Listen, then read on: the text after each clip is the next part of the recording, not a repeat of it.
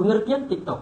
TikTok merupakan sebuah aplikasi yang memberikan kesan yang unik dan menarik yang boleh digunakan oleh para pengguna aplikasi ini dengan mudah untuk membuat video pendek yang hebat dan boleh menarik perhatian ramai orang untuk melihatnya. Apakah kaitan agama, sains dan teknologi serta media sosial yakni TikTok? Kita sebagai khalifah di bumi yang dijadikan oleh Allah untuk menyampaikan dakwah yakni agama mengikut peredaran zaman, sains dan teknologi yang kini masyarakat lebih menggunakan aplikasi berakseskan internet yakni media sosial ataupun TikTok berbanding media yang lain kerana kajian mendapati manusia akan suka mendengar tidak lebih 3 minit.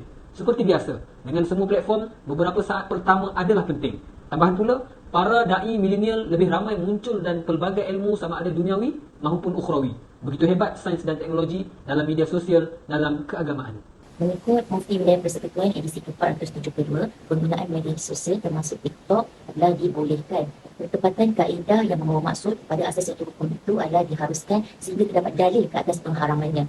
Melihat Al-Ta'ifat 59, Al-Kuliah 290. TikTok boleh dikategorikan kepada 3 hukum iaitu makruh, haram ataupun dibenarkan. Makruh sekiranya ia tidak membawa apa-apa kebaikan kepada masyarakat. Haram sekiranya TikTok itu membawa keburukan kepada masyarakat. Dan dibenarkan sekiranya TikTok itu membawa faedah kepada masyarakat. Tajuk seterusnya ialah etika penggunaan media sosial.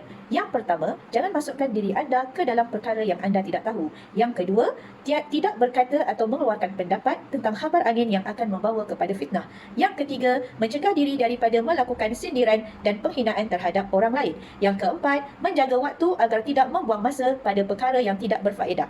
Setiap orang mestilah menjaga lidah dan tangannya sama ada dia berkata ataupun menulis perkara-perkara kebaikan lalu akan diberikan ganjaran atas perbuatan baiknya. Seperti firman Allah dalam surah Al-Qaf ayat 18, tiada satu perkataan pun yang diucapkan melainkan ada malaikat penjaga di sisinya yang sentiasa bersedia untuk mencatatnya. Isi yang kedua berkaitan dengan medium dakwah. Pada era modernisasi ini, majoriti pendakwah menggunakan platform TikTok sebagai medium perkongsian maklumat. Dengan ini, dapat merapatkan jurang antara pendakwah dengan masyarakat khususnya generasi muda. Walaupun durasi TikTok pendek, tetapi mampu menarik minat masyarakat kerana isinya padat dan menarik.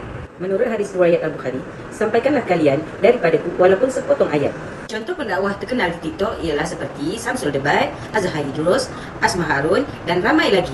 Wahai orang-orang beriman, jika datang kepadamu seorang fasik membawa berita, maka selidikilah kebenarannya, supaya kamu tidak menimpa sesebuah kaum perkara yang tidak diingini akibat kejahilanmu. Surah Al-Hujurat.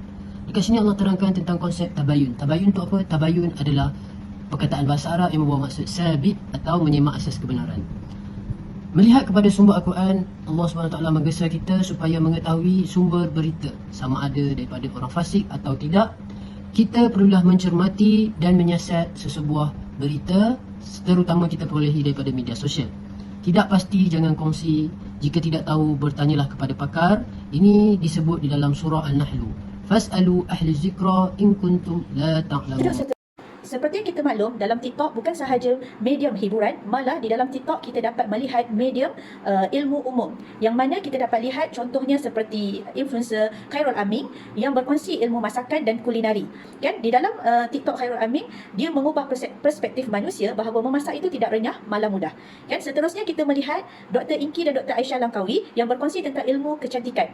Kan di sini kita lihat generasi kita lebih bijak dalam penjagaan diri, mengetahui baik buruk sesuatu produk. Seterusnya kita melihat contoh influencer Kowiyaro yang mengimarahkan Al-Quran menggunakan cara kuis spontan berkonsepkan keagamaan. Maka lahirlah generasi yang sentiasa membaca Al-Quran dalam kalangan belia walaupun ia tidak semudah yang kita sangkakan tetapi tidak mustahil. Dan seterusnya kita melihat influencer MC Plus yang memberikan tips-tips ataupun cara menjawab subjek-subjek SPM. Ya, sambil belajar. Dan di sini kita dapat melihat TikTok juga adalah satu platform sambil belajar, sambil ber-TikTok dan sambil belajar. Kan? Jadi di sini kita lihat dalam surah Ali Imran ayat 18 bermaksud kerana semua ilmu datangnya dari Allah. Yani umat Islam wajib menuntut ilmu, bahkan sifat merantau atau rendah ataupun rehlah ilmiah merupakan sunnah al-ulama dalam menghasilkan ilmu.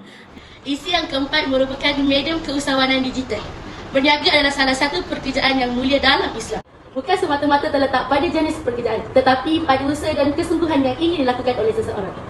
Petikan daripada surah Al-Jumu'ah ayat 62 bermaksud, kemudian setelah selesai sembahyang, maka bertebaranlah kamu di muka bumi ini untuk melakukan hal masing-masing. Dalam platform TikTok juga boleh menghasilkan video pendek untuk memulakan perniagaan kecil-kecilan.